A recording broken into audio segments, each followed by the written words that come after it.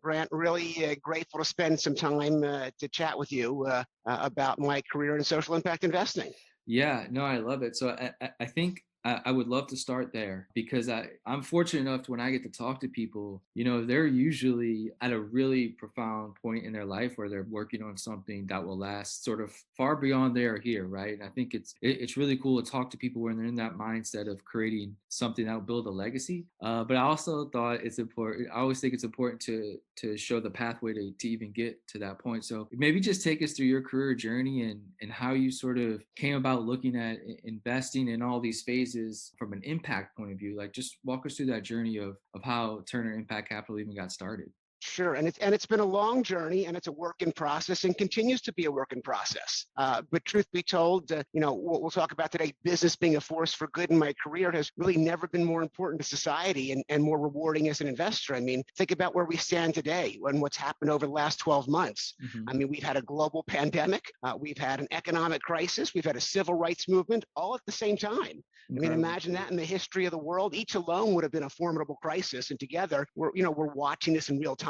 And I think that while it's too soon to determine the magnitude of caused by these crises, it's clear, I think, to me, and I'm sure to you and most of the listeners, is that these crises have hit our most vulnerable communities of color and immigrants harder than others, and it's also exacerbated the government's inability to create lasting solutions to our most pressing challenges, because candidly, there's just going to be fewer dollars. So my evolution into what would be called an impact investor really dates back to my childhood, where my father was in the footwear industry and manufactured athletic shoes. And my sophomore summer of high school, my father sent me down to work in Puerto Rico, where he had a factory, and I worked on the assembly line in one of his shoe factories. And I worked, I think, a solid 8-hour day on a glue machine, which was truly subhuman in an environment that had no windows, no air conditioning. And I was working between two older men. If I remember correctly, it was Juan and Ricardo. And at the end of the summer, I went back to my home in Baltimore. My dad asked me what I had learned. I mean, that was an obvious question. An obvious Sure. answer I had was, I learned how to make shoes. To which he responded, you learned absolutely nothing, my son.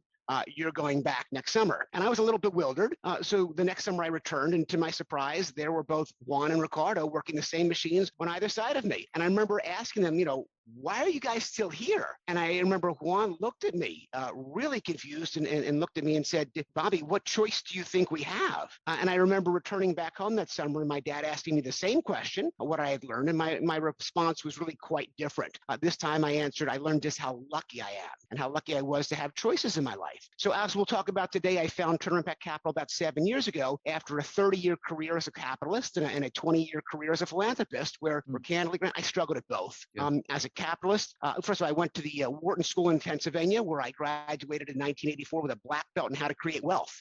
And I always assumed that with that black belt would come a corresponding sense of happiness.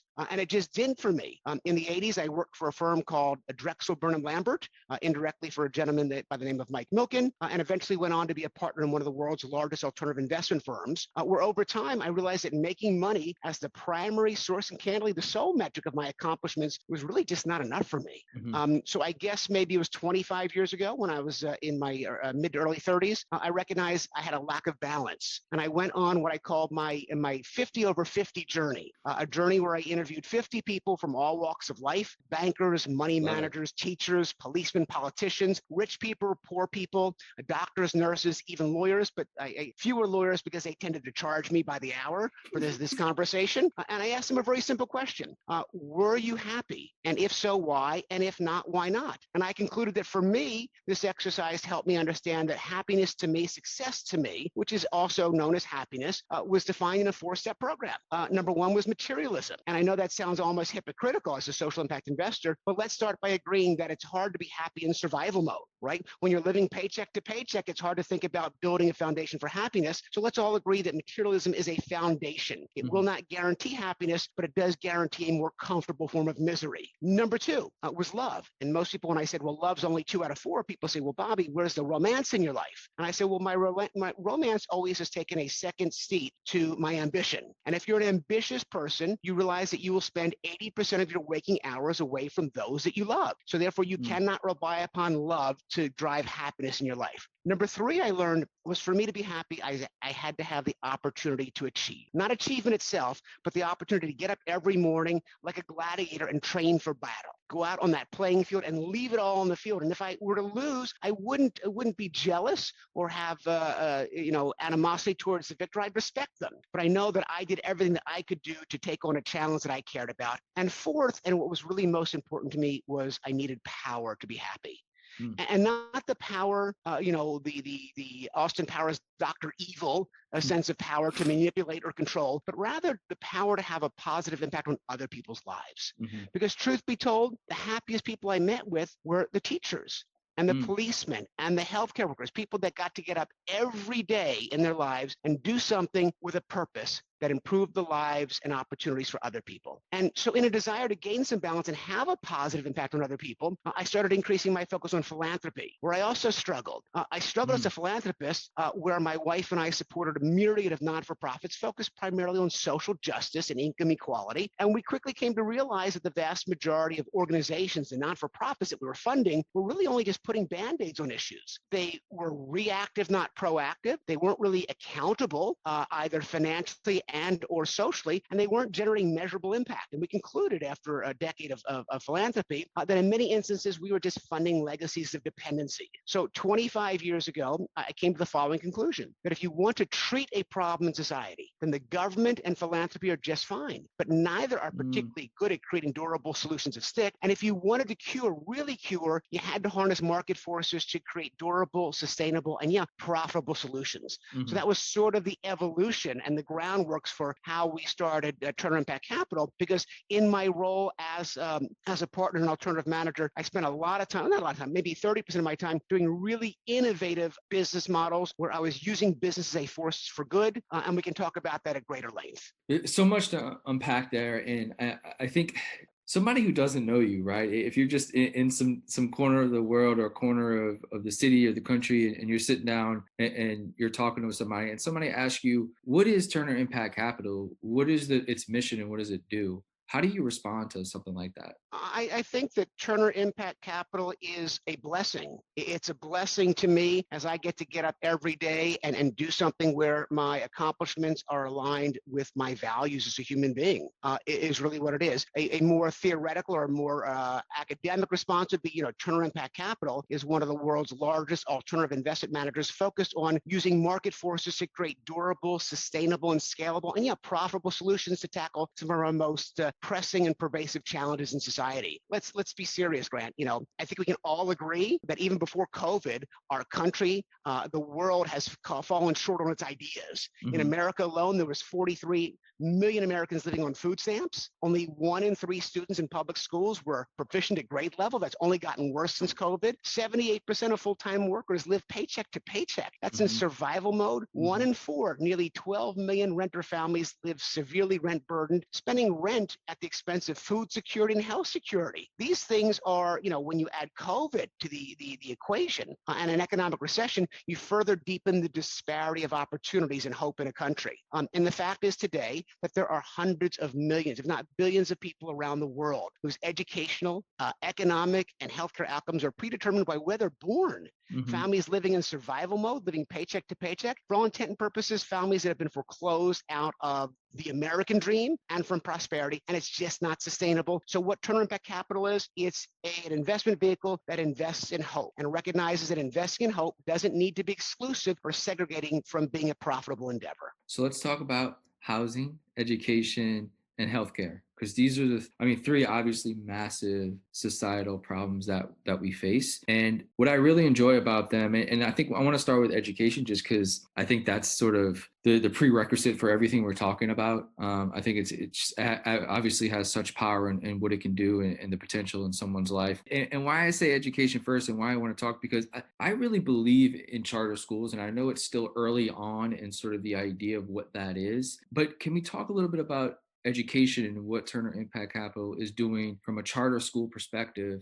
to tackle public school, and how can capitalism improve public schools? And I'd like to set the stage by recognizing that, part of the narrative or the misnarrative in this country is that the biggest challenge we're facing as a society is the disparity of wealth. And I actually refute and disagree with that profoundly, because I actually don't think the disparity of wealth is a problem. Poor people don't hate rich people. Poor people want to become rich people. Mm-hmm. Poor people begin to hate rich people when rich people create a society that systemically suppresses poor people's opportunity to achieve. They foreclose out upward mobility by, eliminating the social safety net that provides people with a clearer path to prosperity. And the social safety net includes education, healthcare, and housing. And the interdependency between the three is critical in why at Turner Impact Capital, we have all three of these verticals focusing on all the communities to enrich the communities holistically. In the area of education, we're focusing on addressing the inequalities of public education by building public charter schools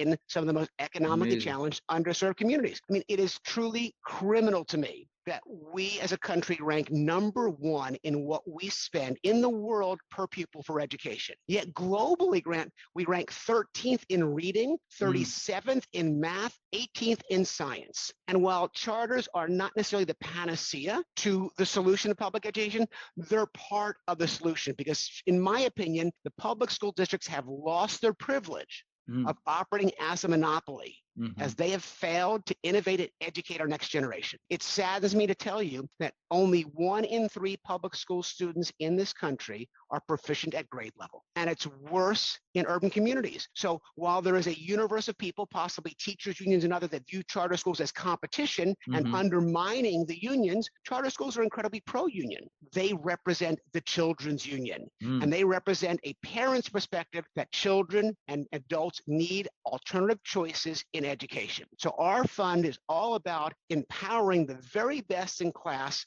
charter school operators that have proven track records, both academically and financially, to help them scale in the most economically challenged, underserved communities. And to date, our funds have actually built 115 public charter schools for high-performing operators, serving over 57,000 students, of which 77% are minority. And the vast majority of that set qualify for free and or reduced lunches, meaning they come from low-income families.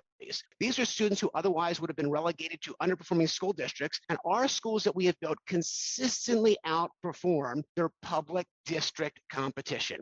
And by the way, while we are changing the opportunity set for tens of thousands of kids, our first fund generated just shy of an 8.5% return net of all fees for investors. That is truly doing good and doing well, social impact business at its best. And when we talk about charter schools, for maybe those who aren't as close into it, what is the power in it? Is it the idea that curriculum can be a bit more innovative and sort of coursework? Is that sort of at its simplest level at the heart of what makes a charter school much more impactful, or is there other elements within it? So I will start by highlighting the fact that the vast majority of charter schools do not outperform public school districts. And our job and our business model is not to scale mediocrity, it's only to scale the very best in class. But charter schools were created back in the 1990s as really a petri dish for innovation.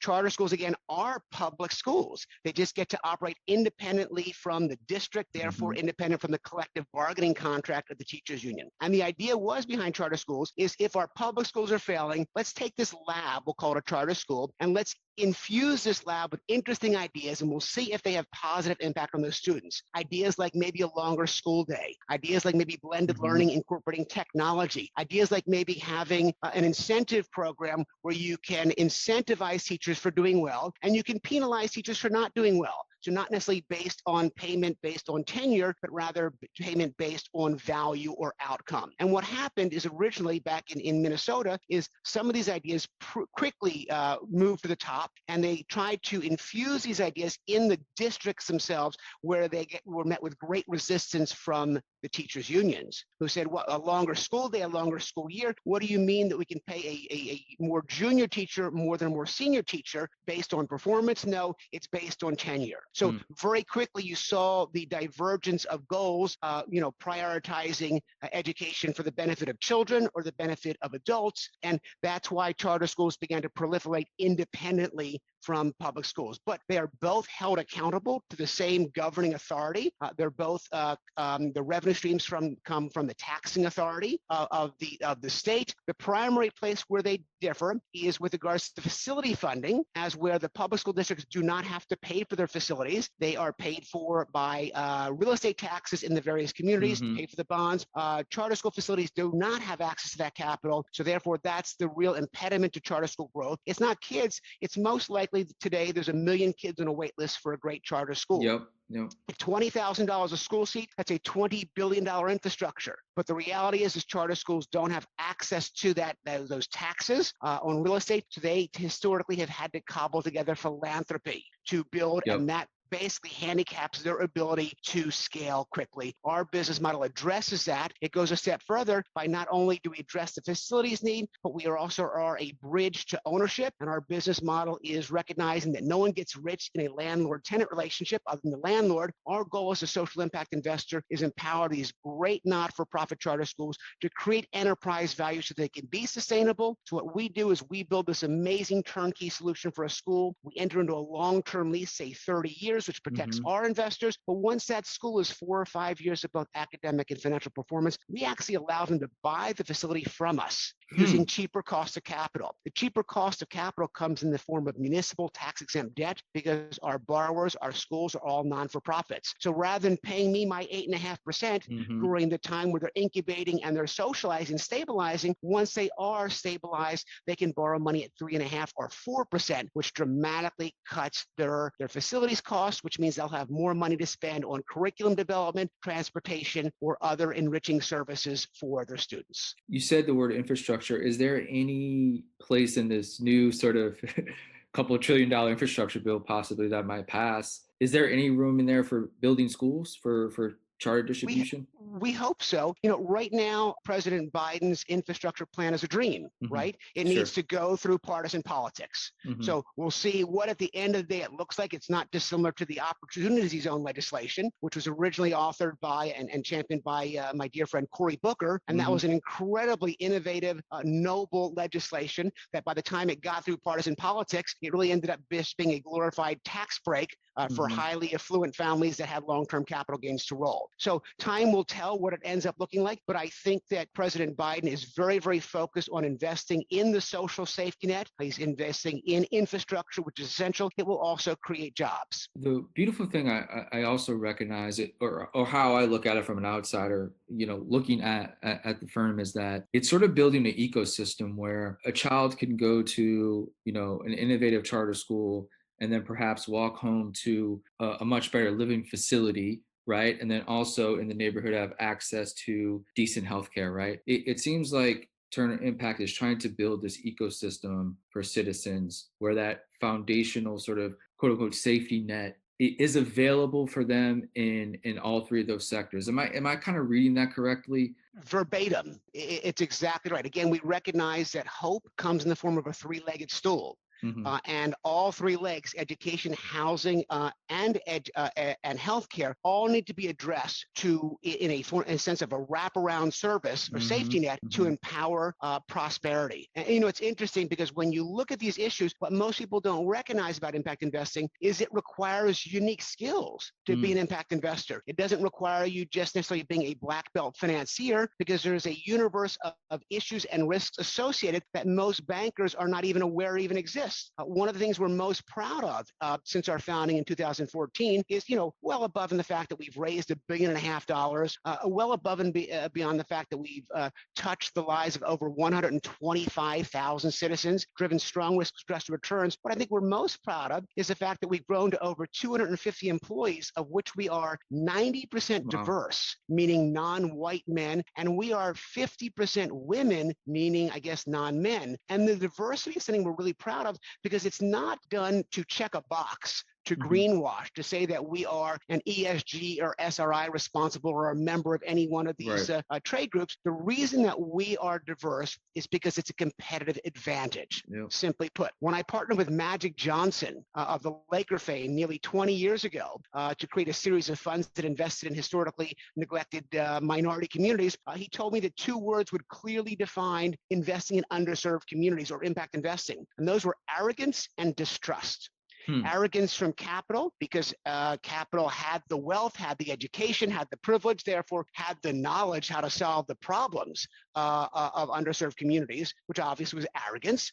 And Hmm. distrust from those who suffered the injustices of the social determinants, who assumed that capital was there just to make money. Over the past 2.5 decades, I've learned that the only way to effectively bridge the gap between that arrogance and distrust was by building an organization or organizations that were from the community and intimately knowledgeable of the issues. And with this in mind, our diversity doesn't stop at race or gender. It expands to issue expertise, where in addition to recovering bankers, we have former public school teachers. Mm. How does one have the arrogance to talk about having a school endeavor, investing in public education, without having former public school superintendents or classroom teachers on Hmm. your investment committee? We Hmm. have primary care physicians. How can you expect to understand the risk of communities that have an incredible shortage of community-facing preventative care doctors without having a preventative care physician on your staff? We have former DEA and law enforcement agents that help us underwrite civil unrest, gang issues, drug issues. Hmm. We have former frontline workers addressing homelessness. So each possessing a unique knowledge that's critical for us to quantify,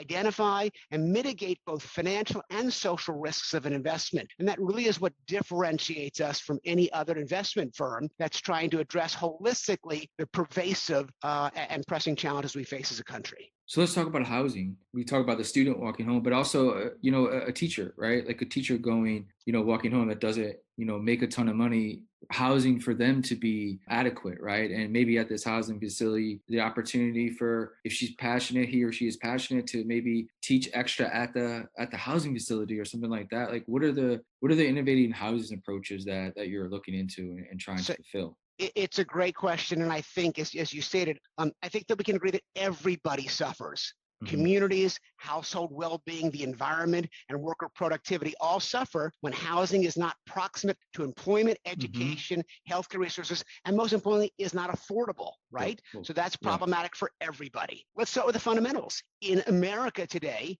and this is before COVID, there were 43 million renter households. That's absolutely increased over the last year. sure. And that number, that population will grow by an additional 4 or 5 million over the next 10 years of, again, renter households, primarily consisting of immigrants and communities of color. 1 out of 2 renter households today in America are rent burdened, spending over a third of their income on rent. 1 out of 4, Grant, nearly 12 million renter families are severely rent burdened, in many instances spending upwards of 60% of their income on rent, at the expense of food security, health security, education security, retirement security, at the expense of hope. And candidly, it's just not sustainable. Part of the challenge when we think about the new infrastructure plan that President Biden's putting forth is, the obvious solution to this would be, is let's just get private developers to build new affordable workforce housing. And by the way, I'm not talking about low income housing for families that earn below 50% of the average median income. This is poverty. Hmm. That's addressed and captured within the social safety net of government programmings through Section 8 housing and LIHTC, low-income housing tax credit markets. That's not the universal population I'm focused on. I'm focused on the population of essential service providers, the Mm. backbone of America: teachers, policemen, municipal workers, retail clerks, warehouse employees who candidly make too much money to qualify for Right, subsidized housing, right. but don't make enough money for home ownership Hmm. and or luxury rental. So again, the obvious solution is, let's just build new housing for this population. But unfortunately, as many people will confirm, is it's not that simple. Sure. Because given the cost of land and labor and hard costs and financing costs, a for-profit developer cannot build new construction, charge an affordable rent of, say, 30% of the average median income, and make a market rate return. In fact, in most marketplaces across this country, those parameters yield less than a 2% return. That is not scalable. That's not a market rate return. That is not a high enough return to incentivize or basically incentivize private capital to come into these marketplaces. So again, the problem's huge. The demand is growing. There's no new supply. And for us at Turner Impact Capital, while we hadn't figured out a way to build new, what was disheartening to us was the fact that the existing supply of naturally occurring workforce housing, properties that were built in the 70s or 80s that were affordable to working families, the existing supply is actually shrinking because every time one of those properties was being put on the market for sale, they were being bought by an Yeah. opportunistic investor who was either demolishing them to regentrify a community and build new construction, or they were purchasing them and improving them with new community areas, new, sub-zero refrigerators in the Yep. kitchens, self-flushing toilets, Tata toilets in the bathrooms. And I highly recommend if you haven't tried one, they're wonderful for particularly for midnight runs. What would then happen is the investors would then, to get a return on those capital improvements, would increase rents on the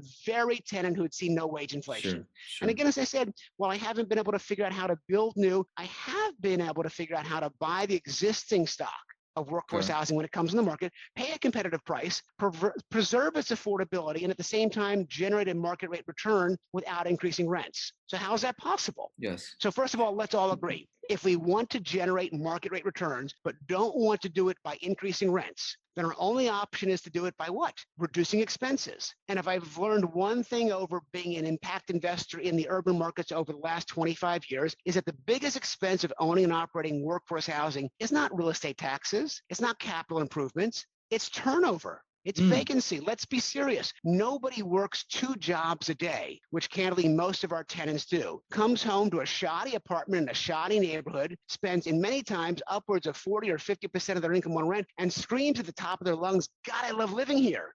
The fact is there's no pride in rentership, which leads to a transiency, which also leads to the fact that the average lease duration of a tenant in workforce housing is 24 months, which means that every 2 years, you are 100% vacant. So our business model is based on a very simple idea that if we can create a pride in rentership by investing or by enriching a property with relevant community services and by maintaining rents at an affordable level, then our tenants will stay longer, treat the properties better, which in turn would drive down maintenance costs, insurance costs, and economic loss, which should drive up profits without increasing rents. So in practice, every time we buy a property, we set aside a percentage of our units, which we subsidize for relevant service providers who in return for reduced rents provide essential services that build a sense of community, services that are essential for upward mobility and hope. So the first thing we do by way of example, Brent, is we focus on education, which we just talked about. Yeah. Where with the help of our Turner Agassiz Charter School Fund team, we go out into the local community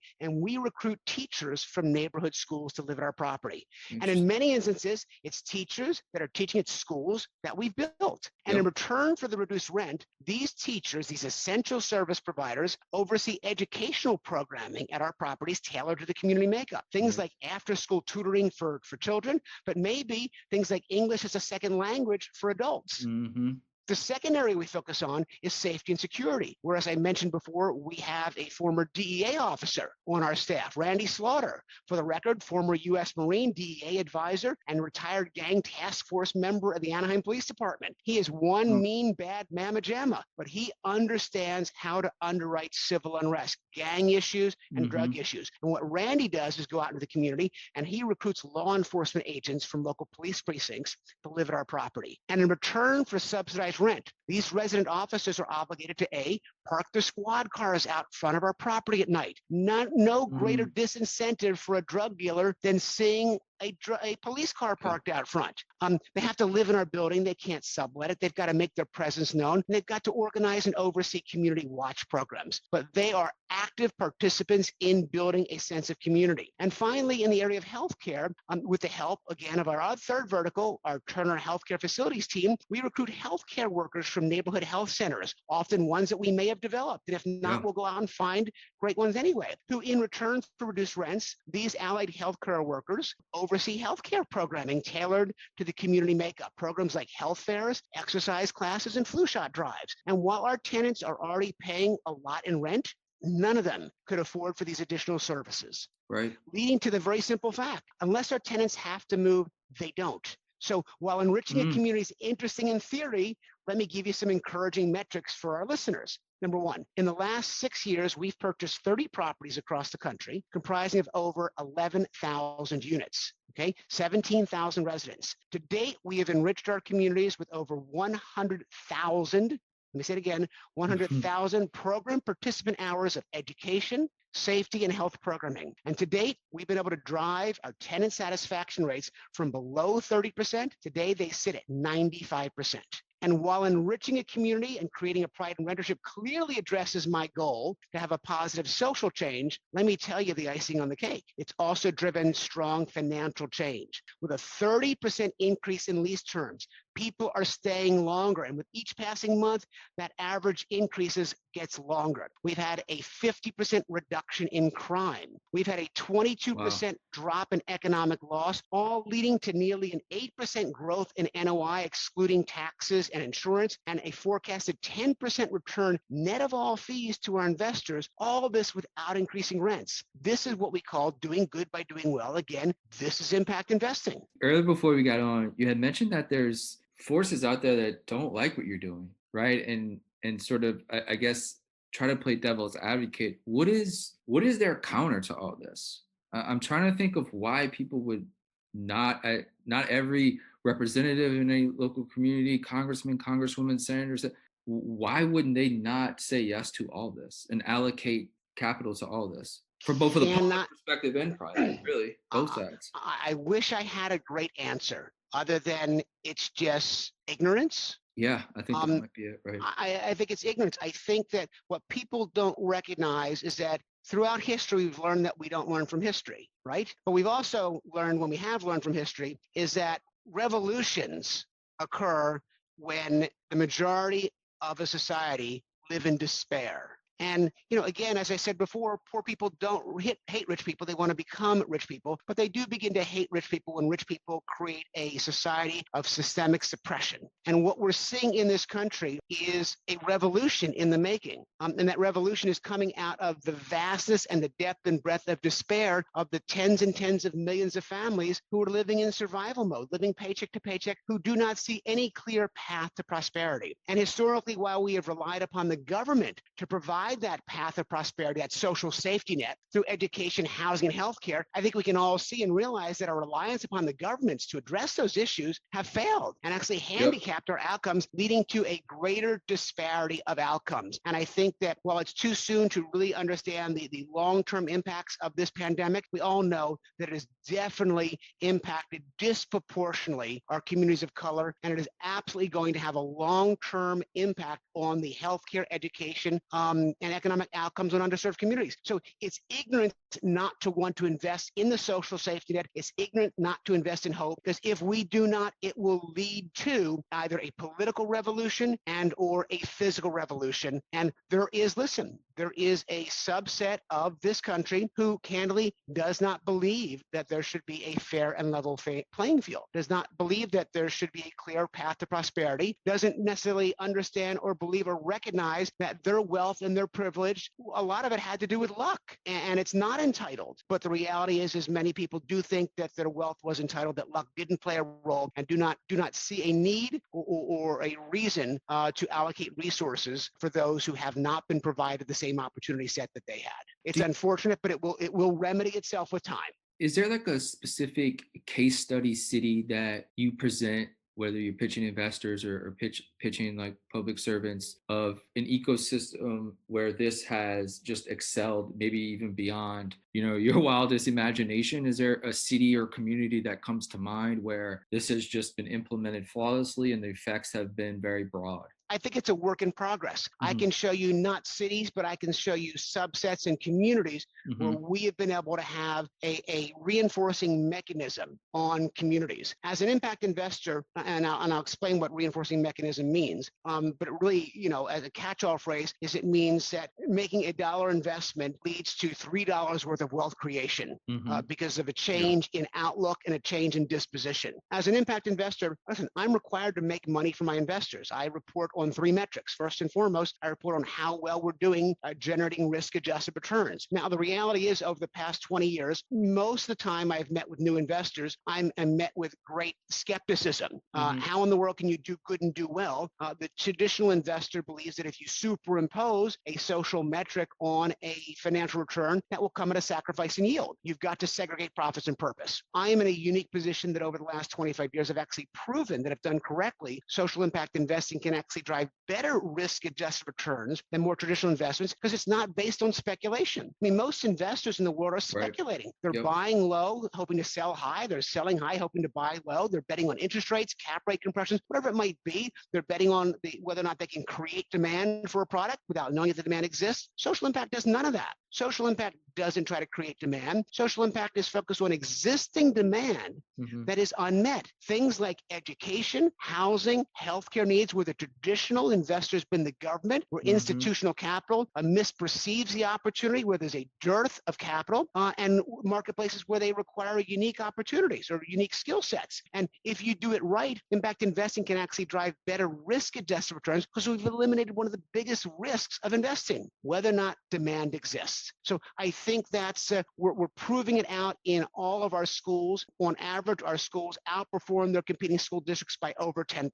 We're proving that in our housing funds. We're proving that in our healthcare funds. We are a case study. And I think the challenge is, I was a keynote speaker a number of years ago at the Freddie Mac conference, Freddie Mac being one of the largest GSA providers of mortgages. And I laid out my housing model like I just did to you and your audience. And at the end of my presentation, there was a question and answer period. And there was a gentleman, I think I spoke in front of about 3,000 would-be competitors. These were 3,000 multifamily investors. And one of the investors said, Mr. Turner, what a brilliant and innovative business model. Why in the world would you have just shared that with 3,000 competitors? Aren't you afraid of competition?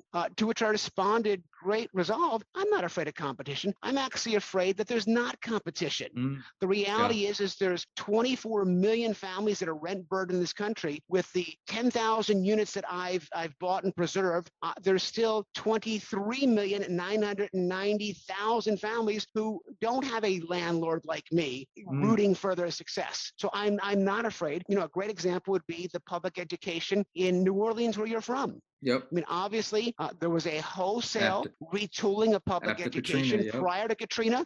The schools were some of the worst performing public schools in the country. After Katrina, with the leadership and courage of the governor and the mayor, you retooled it as a charter system. Yep. And that I believe system, the first one in the country, right? To have as a system, yes. Yes. The first charter school was back in Minneapolis, but yeah, what as a you have system, proven is a wholesale systematic change, basically flushing what hadn't worked and being, open-minded to trying something new. The outcomes have been phenomenal with regards to public school performance in New Orleans. Yeah, no, it was, I remember vividly, obviously coming after the storm, it was there's be silver linings out of COVID, of course, and there'll be silver linings out of every natural disaster. But I thought that was potentially one of them. And it was really interesting to see and find out. I was like, wow, this has a chance to kind of really innovate an entire education system for the entire country if it works here. And then you have sort of this case study where you could take to other communities similar to New Orleans can benefit, I think, from an infrastructure change of just from education, because then it goes on to everything else, right? It creates more entrepreneurs. It creates more workers in skilled areas. Like the benefits from it are not just good grades,